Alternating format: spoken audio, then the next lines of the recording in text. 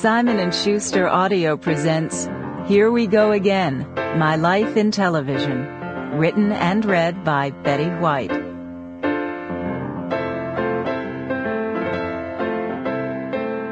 And now here is Betty White, a woman who has been on television forever.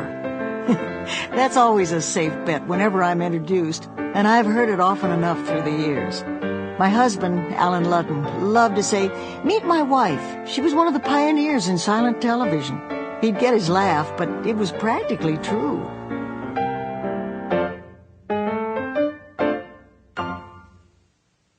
Television was a fledgling, barely out of the nest when I began taking my first stumbling professional steps. Since we were both beginners, we started hanging out together, and we have more or less stuck with each other ever since. The fledgling, of course, grew into a far bigger bird than anyone possibly could have foreseen, and continues to burgeon. Somehow it still manages to be kind to an old friend. Television and I have been having at each other for the past 46 years. Experimental television had been in the works as early as 1928, and by 1939, at the New York World's Fair, NBC presented the first television demonstration to the American public. After a few years of finding its footing, by 1947, programs were being telecast regularly from Chicago and from New York. It was soon obvious that the new kid on the block was here to stay. By 1948, certain names began to rise above the rest. The long-running Howdy Doody was among the earliest shows presented. Meet the Press, a first of its kind, debuted in 1947.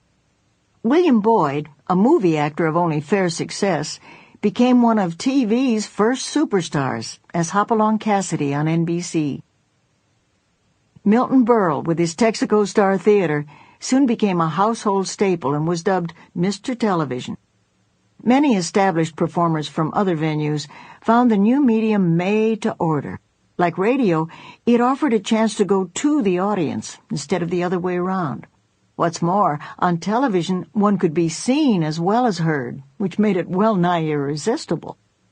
Even in the beginning, it was generally assumed that once television crawled to its feet and could walk without staggering, we pioneers would be out the back door, and the big-time varsity players would move in. So it is understandable that I am perpetually surprised, as well as eternally grateful, to find myself not only still here, but working steady. They haven't caught on to me yet. I suppose it was inevitable that soon... Sample complete. Ready to continue?